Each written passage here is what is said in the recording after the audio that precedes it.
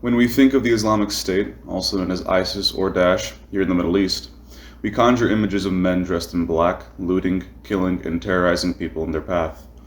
But do we know the history of the lands and the peoples who have suffered the attacks and had to live under this organization's political and ideological system? Among these peoples are the Yezidis, a people with beliefs and customs dating back thousands of years, long before the birth of Jesus Christ or the Prophet Muhammad, and still today the bearers of ancient traditions and culture.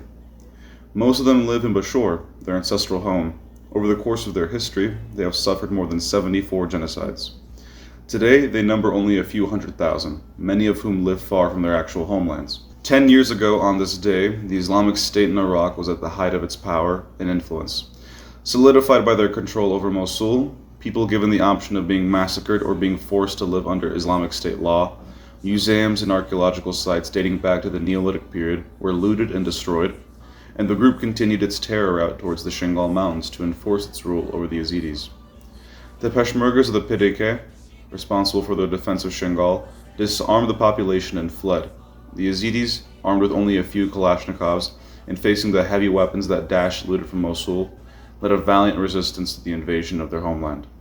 Their martyrdom and determination are still celebrated and remembered to this day.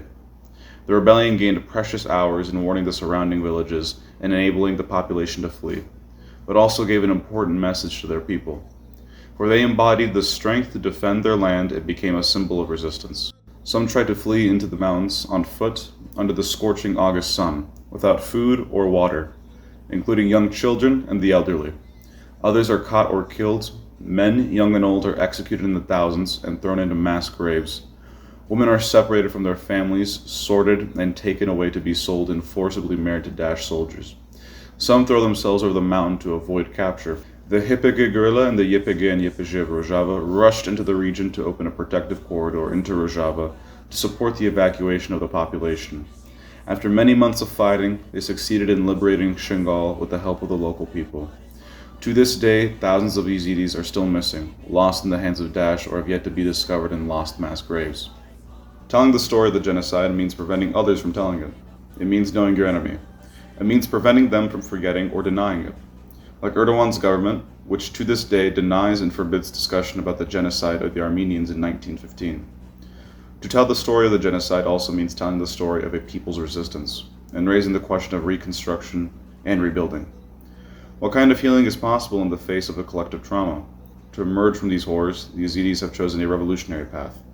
That of organizing themselves, protecting themselves, and choosing their own destiny. Rather than waiting for others, the Peshmergas of the Iraqi state, to do so, betraying them and abandoning them once again. The Yazidis of Shingal have stated loud and clear that they are resisting, that they are still here, and they will never again let genocide befall them. To speak of the genocide suffered by the Yazidis is also to echo the ongoing genocide of the Palestinian people. To speak of these events is to refuse silence. International solidarity is more than necessary. To oppose the policies of extermination, from Daesh to imperialism, the strength of peoples organized for themselves, and the possibilities of lasting democratic solutions for the Middle East. Long live the Yazidi people, Biji Berkhodana Shingale.